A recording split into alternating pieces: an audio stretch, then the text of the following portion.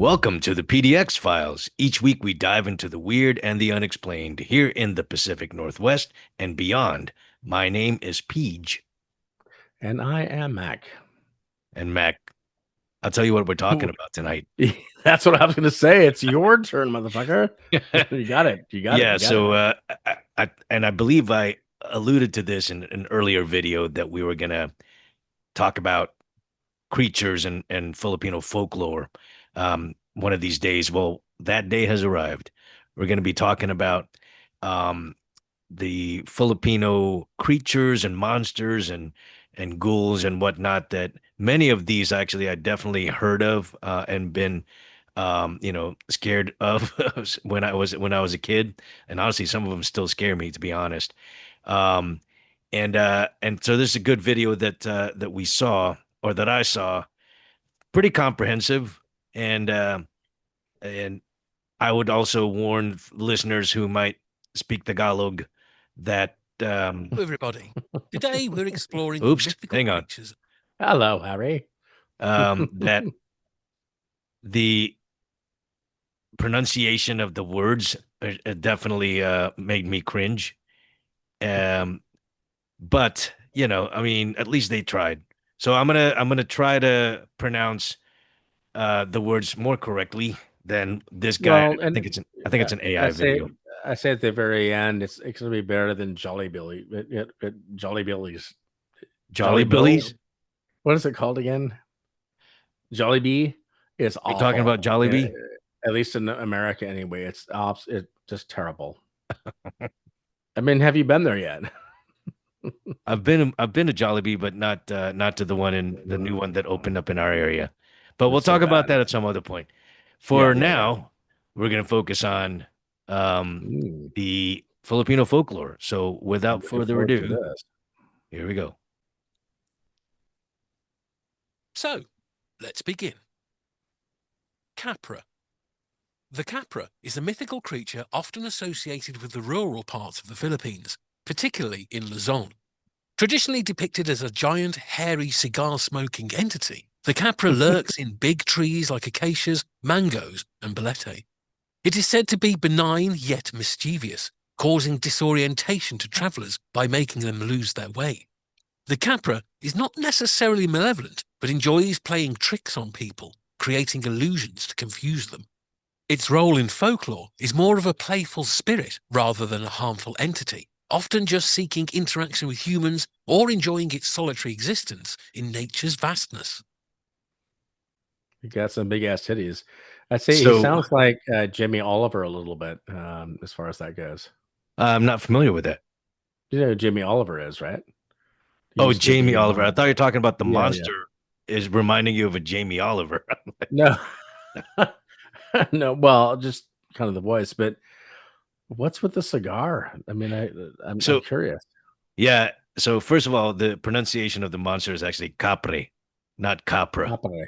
Kapre. Capre. And Okay. and the first time I heard about this definitely was when the family was, we were visiting some relatives in the provinces, so more in the rural areas of the Philippines, or in Luzon Right. Island.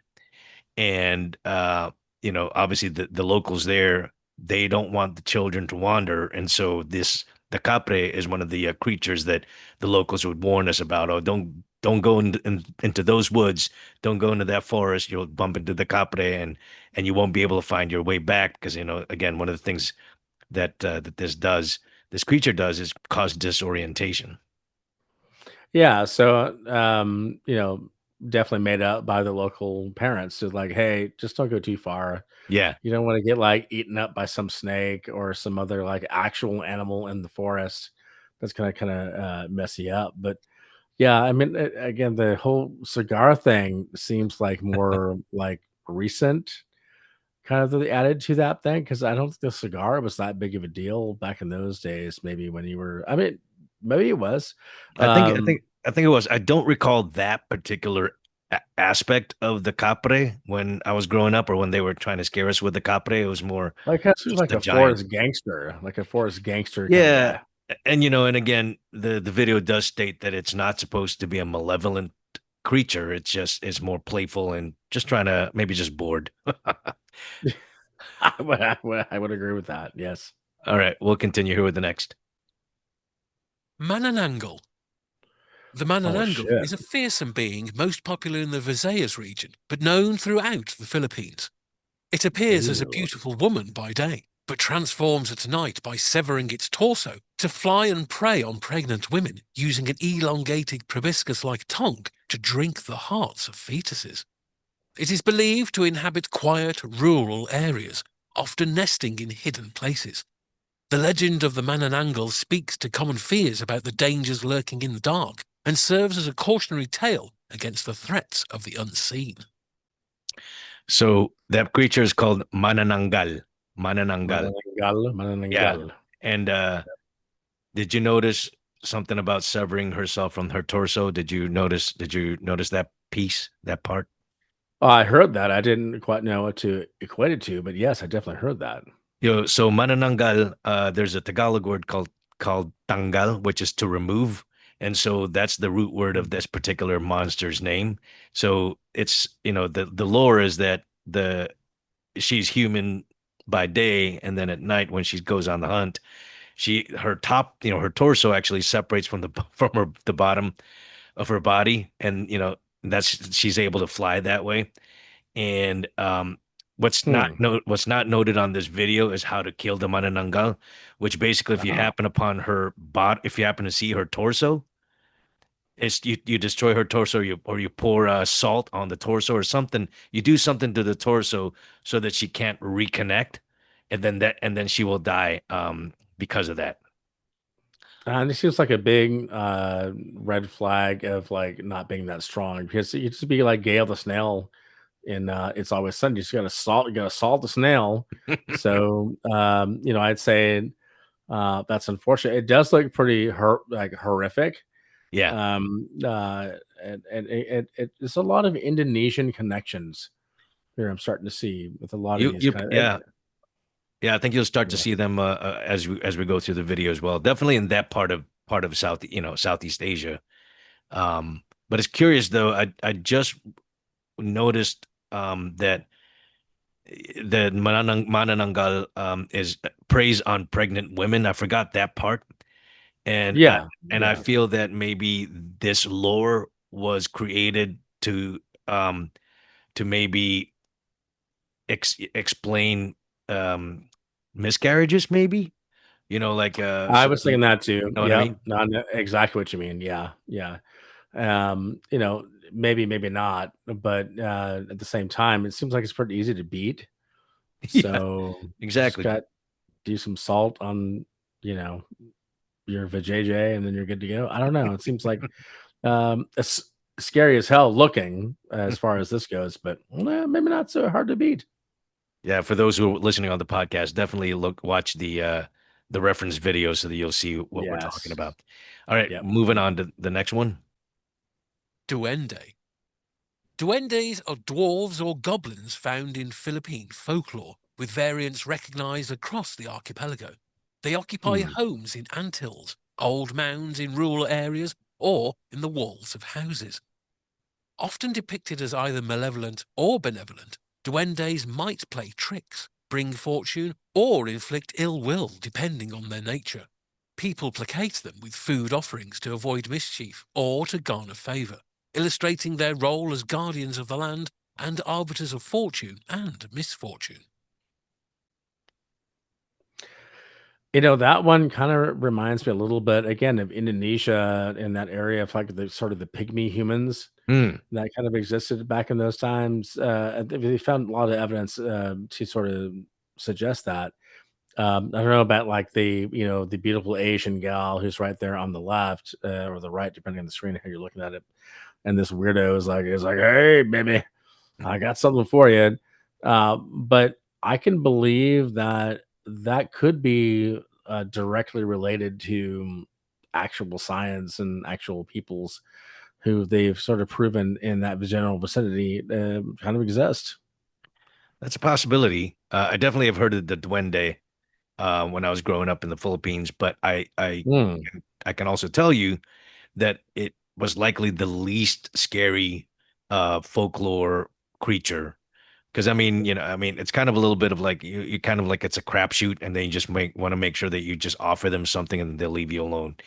And then Is it plus, kind of like like a leprechaun kind of deal? yeah, I was gonna say like a leprechaun or like a like I think they said goblin. So it's a little bit of a it's a small they're small creatures. So duende is dwarf. And in fact, Oh, okay. that's kind of like a little bit of a slur that was used back in the day. Like duende, like that Mm. guy's a duende. Because he's pretty short or something. Um, so like I said, to me, it doesn't carry as much kind of fear. But the next one though, I think you might be interested in. Oh shit, I'm ready. Tikbalang. Oh Hailing my god, from that's Sarah Jessica across the Parker. Philippines, the tikbalang is a creature said to resemble a humanoid horse. It is a trickster figure that haunts travelers, leading them astray with the ability to manipulate surroundings. Mm. Found in the thick woods and grassy plains, the tikbalang is envisioned with the head and feet of an animal, but with a largely human body. According to legends, to tame a tikbalang and break its spell, one must wear one's shirt inside out and ask politely for directions. This creature's role is often to What? test the courage and wit of adventurers, serving as a guardian of the forests. He wore a shirt inside out? Is that what Yeah, he just said? yeah. So Like, that this is the tikbalang. So the tikbalang Jesus. is and this was again one of the creatures that we would be t told to look out for and be scared of because again it causes disorientation. And yes, you heard that right. That if you find yourself kind of being tricked by a tikbalang, just take your shirt off, turn it backwards, reverse it so you put it inside out. You wear it inside out, Mm. So it's and like a bit then of an armor kind of kind of situation. like Like a you've got the exactly. armor for that kind of Yeah, or trickster. like an Uno reversal type of thing, you know what I mean? So it's like I've just reversed your spell. You now have to release me, that type of thing. So it's kind of a little bit benign, but it's just this was the horse creature that I was referring to a long time ago with a previous episode. Yeah. I just could not Yeah. remember the name. Yeah, that's interesting. And like so far, like if all the, maybe the Southeast Asian monsters and ghosts, I mean, this one is like really kind of tame. Actually, all of them have been kind of tame so far. There's nobody that's like going to kill you necessarily. They're just tricksters. They're all tricksters, Well, the which the is kind of Mananang cool. I like that. the Manananggal, the one who said Well, there was something. yeah, Yeah. yeah, there was Uh, that one, but for the most part, they seem like they're very benign creatures. They're just trying to mess with you a little bit, which I'm down with that. Like I kind of want to mess with people if I was able to get to be one of those creatures. Like I would totally be messing with people. It's like, hey, I can only be defeated by your inside out shirt, so do it, and see what happens. All right, here's the next one. Bakanawa. Oh, Bakanawa, okay. Here we derived go. from Here we go. ancient Visayan mythology, is a serpent-like dragon believed to be the cause of eclipses. It is depicted as a gigantic sea Okay. serpent that rises from the water and swallows the moon. The legend is widespread across the pre-colonial Visayan Islands and serves to explain natural phenomena like lunar eclipses. Hmm. Communities would bang pots and pans or That's play loud AI. music to scare the Bakanawa into releasing the moon. The creature plays a cosmological role, representing the forces of nature that are beyond human control. That's AI, right? That's not like a That's real. AI. What you're Okay. seeing on the screen right now is an AI depiction of. Want to make sure Yeah. I'm going to the expert on this. Yeah, but I mean that's kind of that one is actually the most scary one, especially if you don't have science to sort of Yep. guide you. Oh, that's definitely like some like snake coming out of the water, like devouring the. That one I think is not the only example. We have to look up this, probably for the future episodes, but that makes sense and is scary for Yeah. certainly. And it's a sea creature, and it makes sense because the Visayas, the Philippines is an archipelago, and it's subdivided Mhm. into three island groups: Luzon in the north, Visayas in the center, and then Mindanao Mm. in the south. And Visayas is a small group; it's a grouping of islands, so it makes sense that it's a sea creature that's kind of prevalent in that island groupings. Yeah, it's really interesting. Like, Japan has a little bit of this kind of stuff too, Yeah. because of the sort of separation of kind of how the country is, and sort of across all of Southeast Asia. Actually, there's a lot of this kind of things kind of happening, and it's really interesting that there's so many. I mean, obviously, travel happened between these islands, right? So some of the passing on of certain traditions and certain uh, things to be scared of. But that it's pretty cool. I like that one.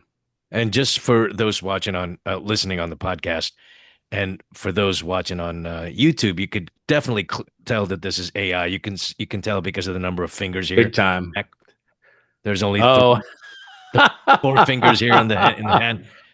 That's I'm the just thing looking that at his. I'm just looking at his body composition. Is like that's definitely not a real human being. that's the thing that AI image generators still cannot Yeah, overcome is the number of fingers somehow.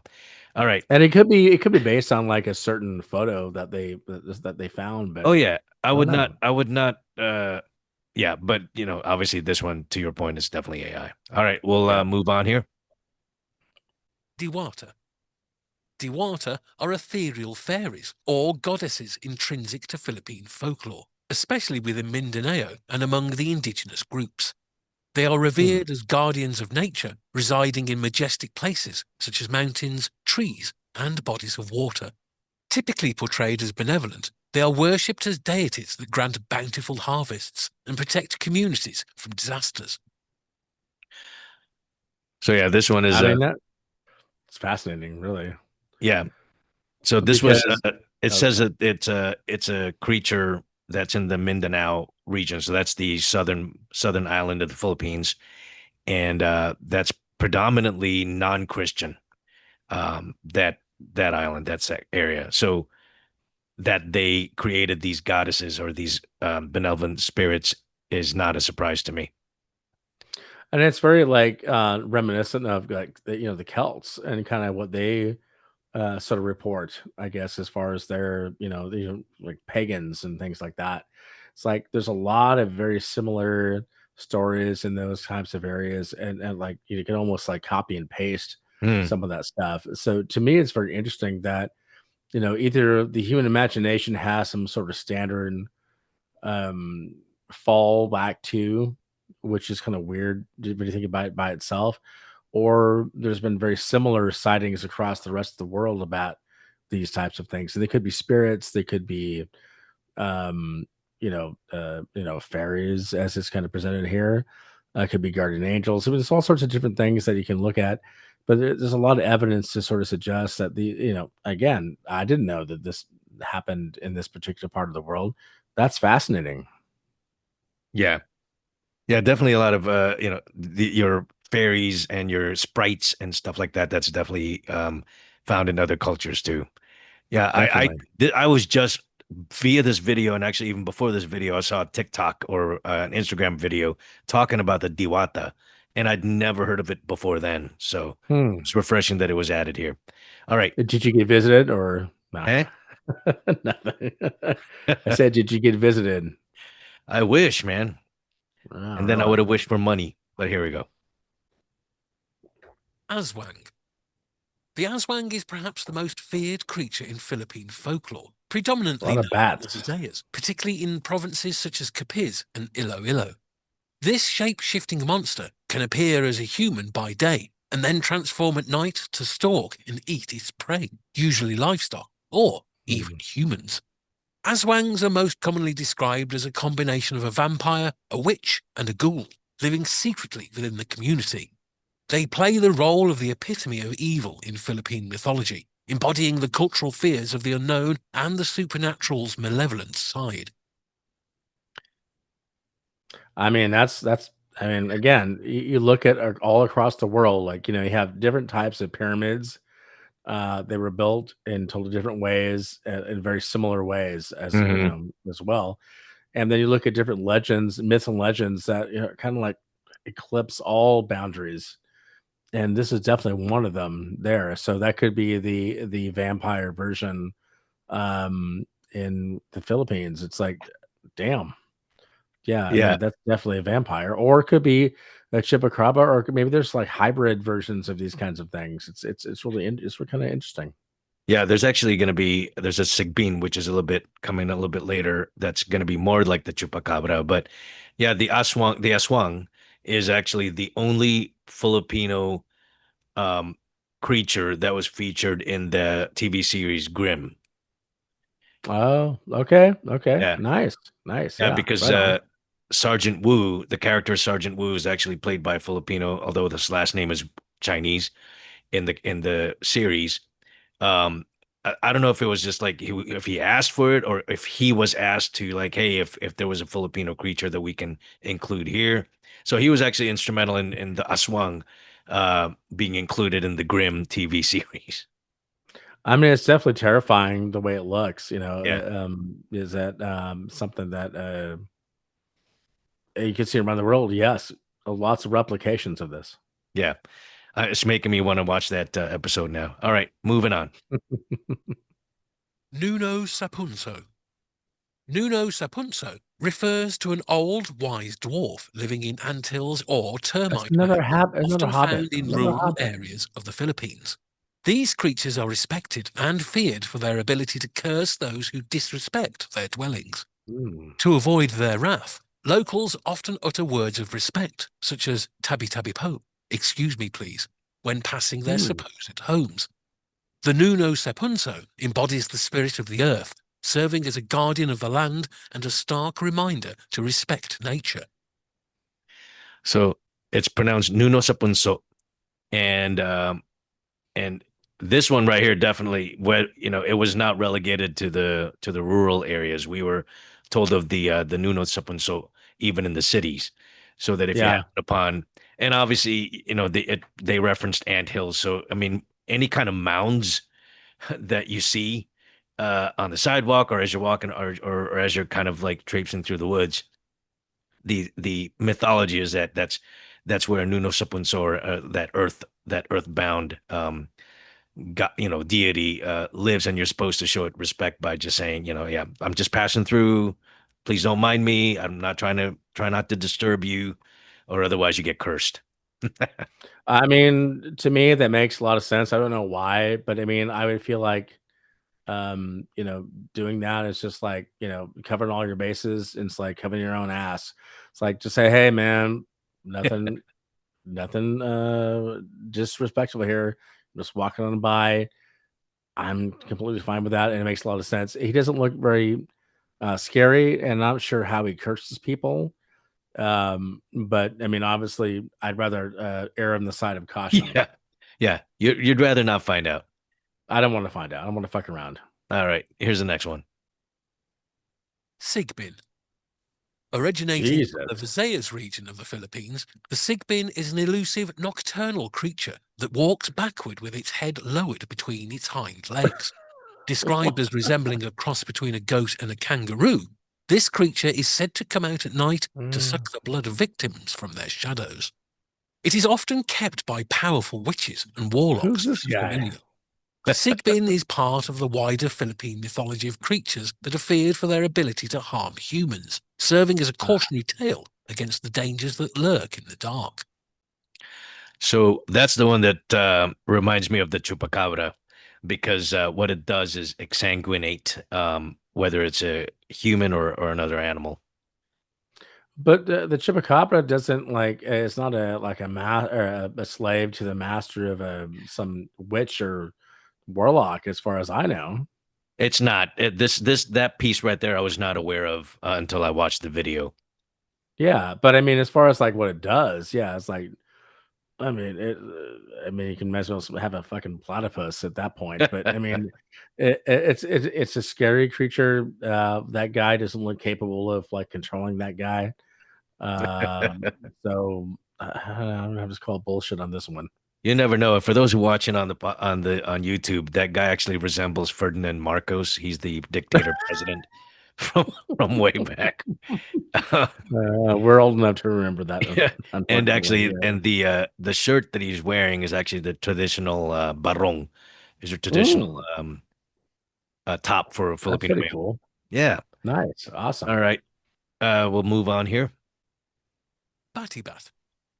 The Batibat is a vengeful spirit found in Ilocano folklore. This creature resides in large trees and is disturbed when the tree is cut down and made into posts for houses. When people sleep near such a post, the Batibat transforms into a fat old woman who causes lethal nightmares, known locally as Bangungot. To wake up from its fatal grip, the victim needs to wiggle their toes or be physically jostled awake. The Batibat serves as a chilling warning against disturbing the peace of the resting spirits of nature.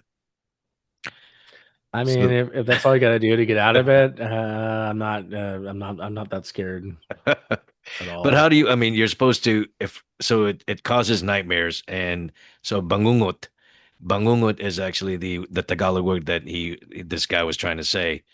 And I don't know whether if the, since this is might be an Ilocano word, I think it might be batibat rather than batibat.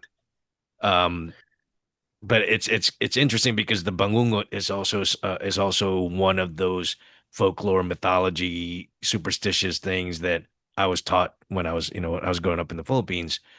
Um, that, and actually people have actually said that, oh, he died because of a bangungot, like he just didn't wake up, and it was and he died from a bangungot. So it's Well, that sounds a lot more scary than the description that they were providing here. yeah. Yeah, I would say that, you never want to have nightmares. I'm not interested in any kind of intercourse with a really weird fat lady. So I would say that one could just be a nightmare of every guy, or it could be real. Maybe. You don't want to find out. I don't Here's want to the find next out. one. Tiyanak. The Tiyanak is found in the folklore of many Oh, regions in the Philippines, depicted as a demon child that preys on unsuspecting individuals. I think I've seen this It one appears as a before. crying infant, abandoned in the woods or along the quiet roads. When picked up by a passerby, it reverts to Oh its dear. true monster form, resembling a vampire, and attacks the victim. The Tiyanak is often used in stories to convey the dangers of the wilderness and serves as a cautionary figure that manipulates the human instinct to protect children, turning it into a deadly trap. Yeah, so the pronunciation is actually Chanak. Chanak. Um, yeah, that's Yeah, kind of I was also scared of the Chanak when I was growing up. 'Cause- because you probably saw some kids that resembled a Chanak, I yeah, would say. and it was Would you actually be just and it was just a human. what? A human? Yeah, yeah, exactly. It's like that. I definitely don't want to. It's like someone earlier today was telling me that they're afraid of clowns. It's like, yeah, I'm afraid of babies that look like that. That's when I was thinking almost. It's like, yeah, I definitely don't want to run into something like that.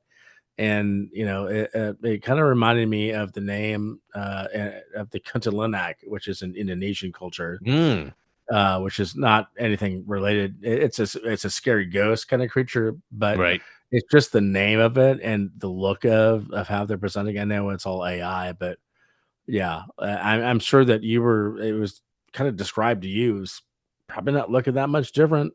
Not looking that much different. The depiction is actually pretty spot on in terms of how it was Mm, being described to me when I was a kid. But again, it was just a cautionary tale type of thing where the kids don't wander into the woods, don't wander too far from the house. You'll bump into a Chanak and yeah, yeah, the night is long and full of terrors. That's yeah, kind of what it comes exactly. down to. Yeah, it's one of the 12 that we've talked about so far. So all right, here's the Jesus. next one. All right. Berberoka.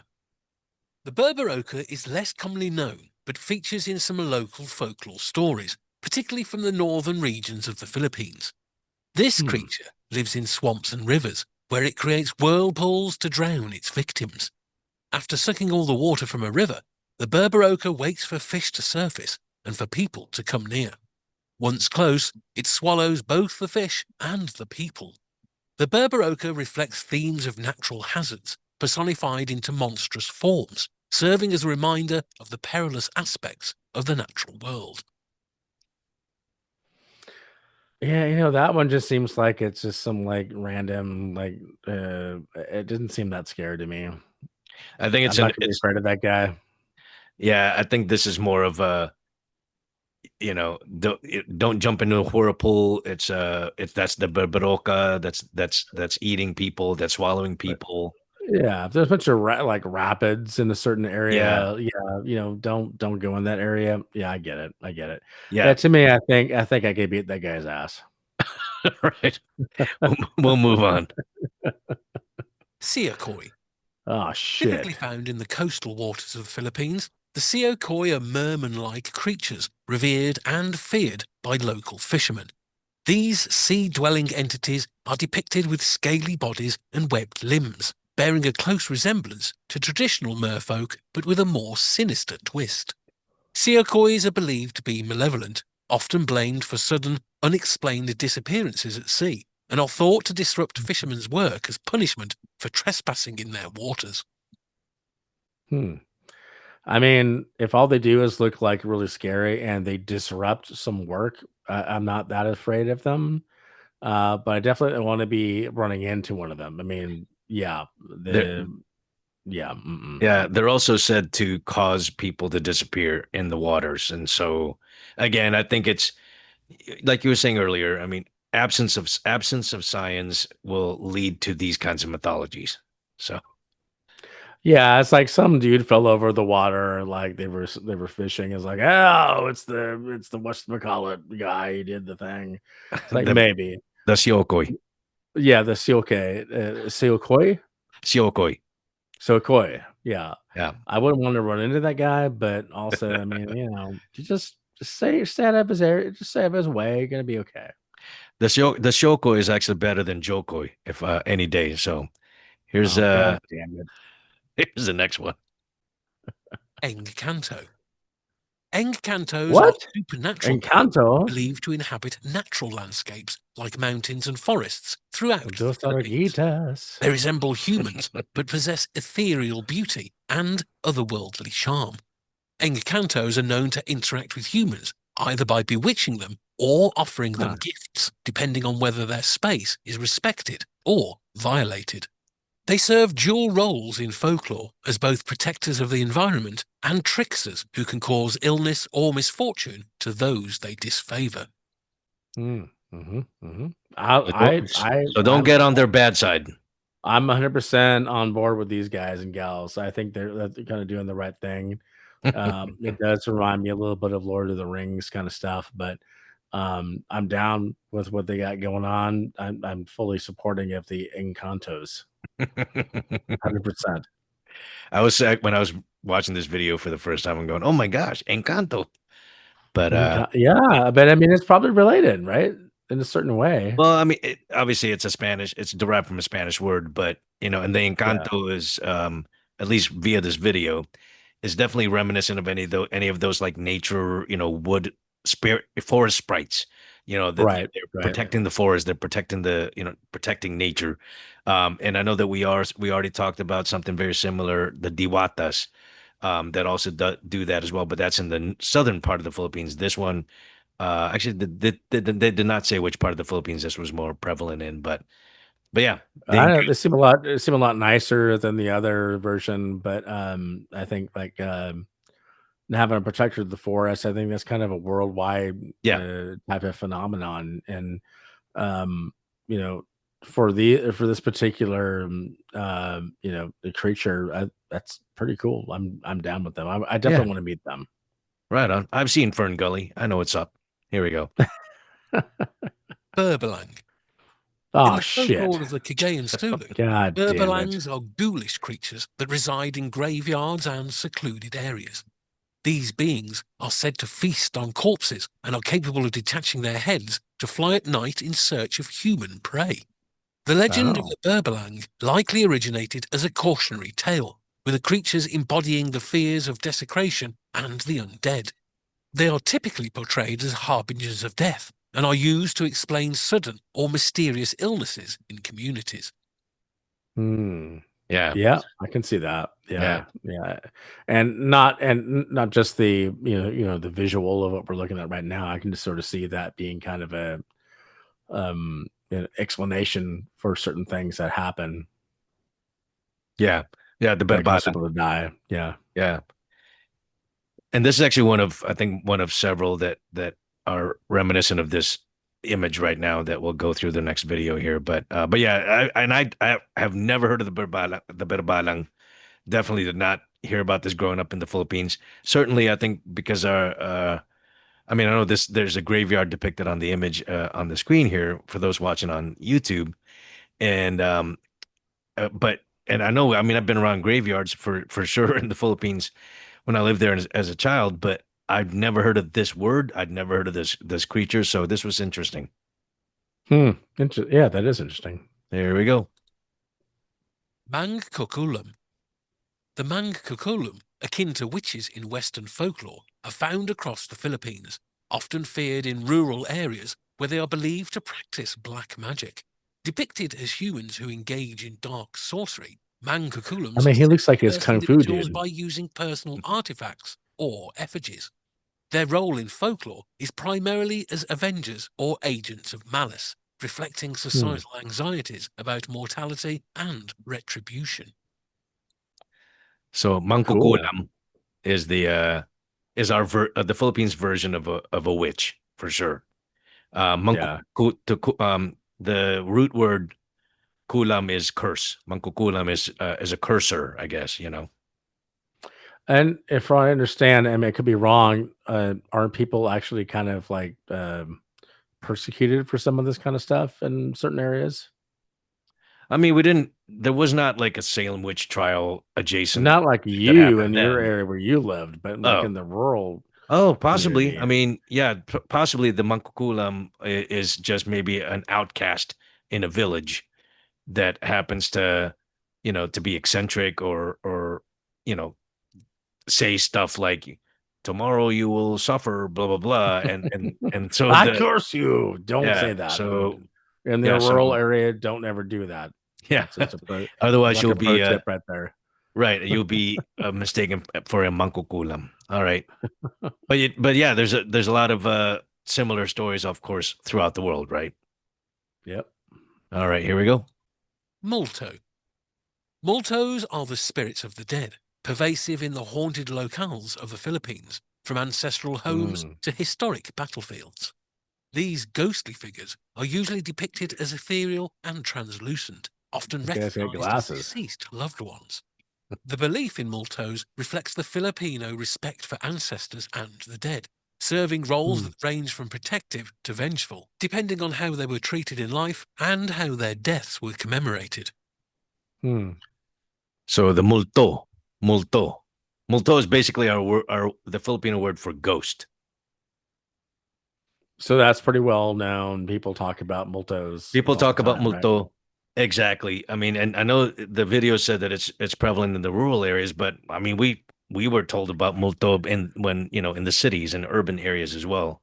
Yeah, Um, to me, it makes a lot of sense that if that was the word for ghosts, they wouldn't just be talked about in the rural parts of the country. Like that's all over the exactly. place. It's ridiculous. Yeah. Exactly. But that's kind of like, that's kind of a little bit, I don't know, vanilla, right? The multo. Yeah. I mean, compared to everybody else that we've talked about so far. Yeah. All right, here we go. Amamongo. This Oh, creature shit. is localized to the Negros Islands and is often referred to as the Filipino Bigfoot. Amamongo is depicted as a large, hairy humanoid with sharp claws, residing in the deep forests where it is seldom seen. The legend Hmm. likely serves as an embodiment of the unknown and unexplored wilderness areas of the islands. Amamongo's role is ambiguous. It is seen as a reclusive creature that avoids humans, but can become a ferocious protector of its territory when provoked. So yeah, so I, the Amamongo. I mean, it's got amazing hair. I guess the same kind of thing. Yeah. The same kind of thing here in the US. You got the Sasquatch or the Bigfoot and all these kind of things.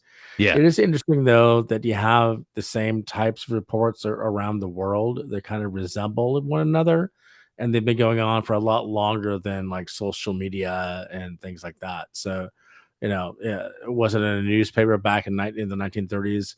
Will that influence something in Tibet or in Washington State or in the Philippines?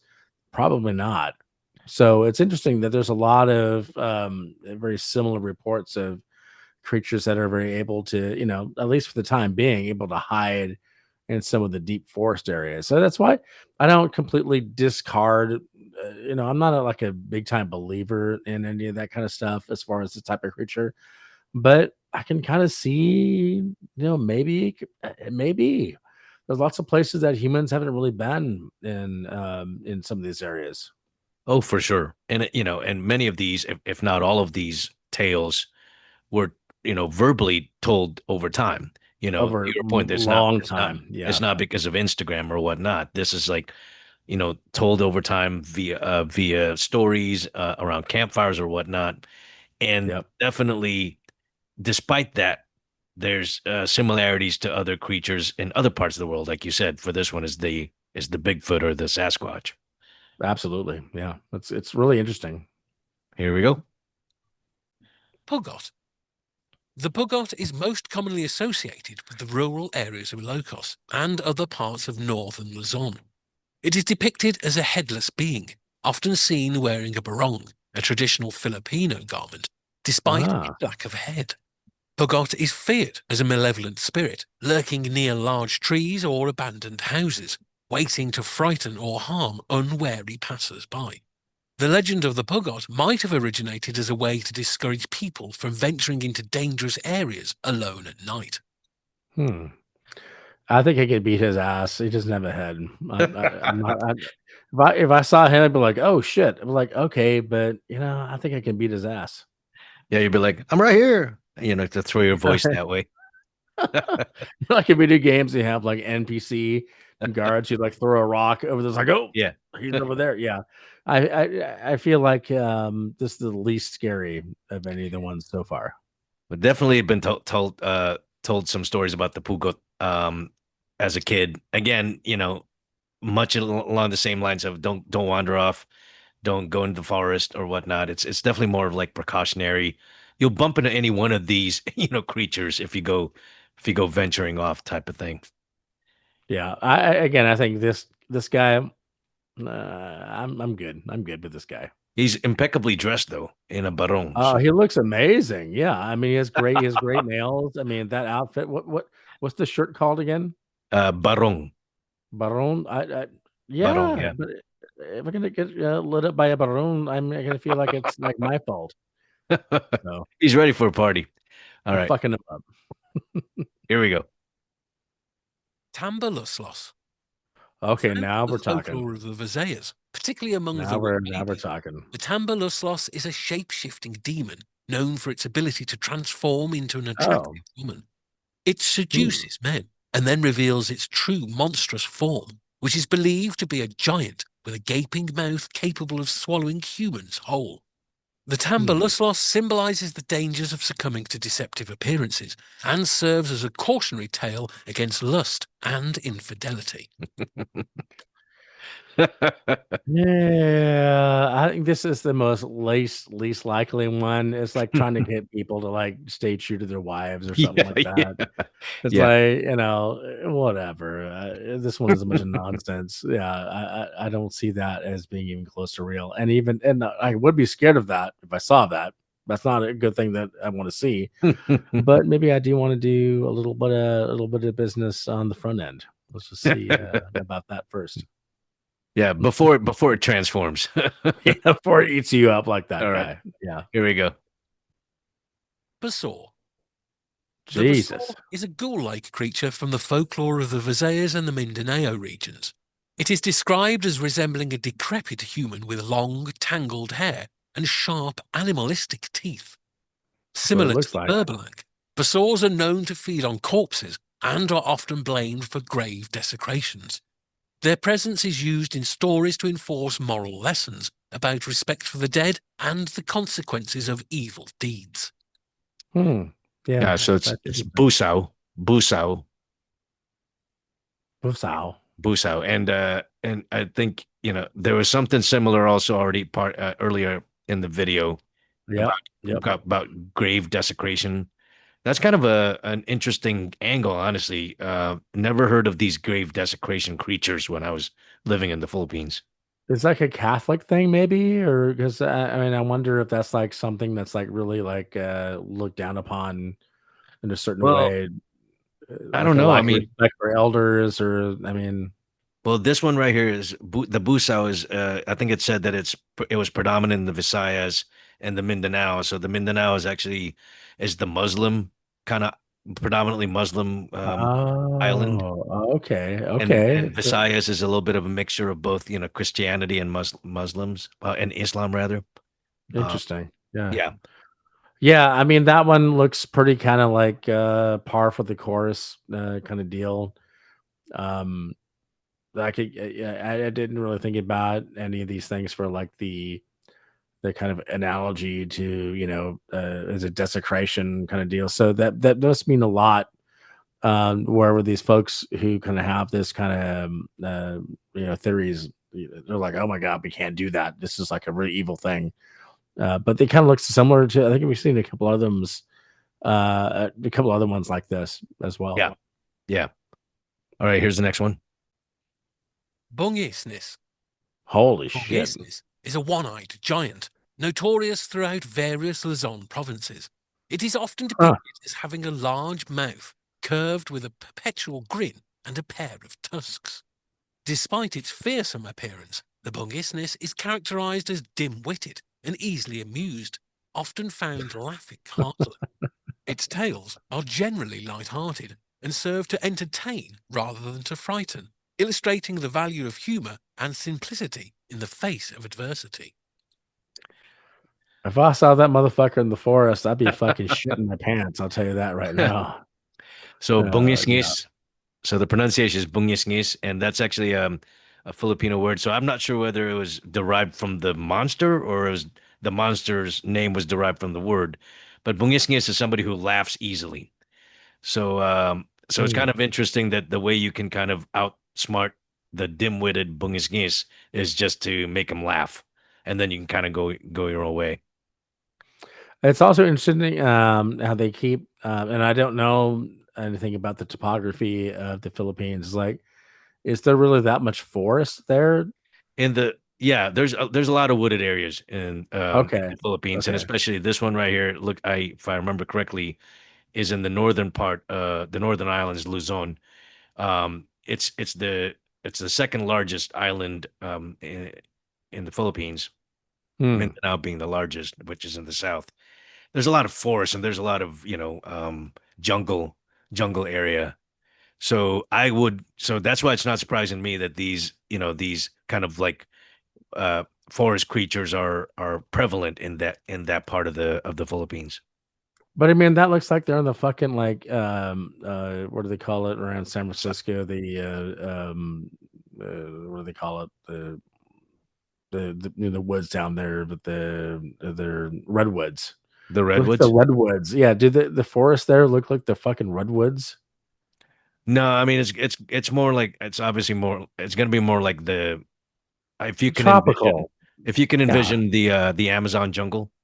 So Yeah. it'll look more like that. Okay. Oh, yeah, because that's what they keep doing with these a lot of these images. Like this looks like the fucking thing. Like they're in California. Yeah. Is what they Well, I look mean like. it's Okay, AI, so I you can know. only go so far with AI. All right, we're Absolutely. let's continue here. Lamang Lupa. The Lamang Lupa are earth Oh, fuck elementals found them. throughout the Philippines, particularly revered by rural communities for their connection to the land. These creatures Okay. are thought to Alright. inhabit underground realms or They look reside even within worse. mounds and anthills. They are depicted as small, mischievous beings who can bring fortune to those who respect them or misfortune to those who disturb their homes. The Lamang So Lupa play a leprechauns, protective role for the environment, enforcing the balance between human activities and nature's sanctity. So the lamang lupa is soil or Ooh, ground. Lamang yeah. is kind of like the innards. So the innards of the soil, lamang lupa. Which kind of way it kind of makes sense where they can kind of grant you some fortune or misfortune as it goes, Right, right? So right. maybe it's more to do with like crops, but the whole idea of like a leprechaun bringing gold or cursing is like it's interesting. All these things across the world, they kind of have these little interconnections. It's really fascinating. Yeah, absolutely. And actually, the last two are very similar to other creatures that we've talked about before. The katao is actually another merfolk creature, but it's in a Mm. different.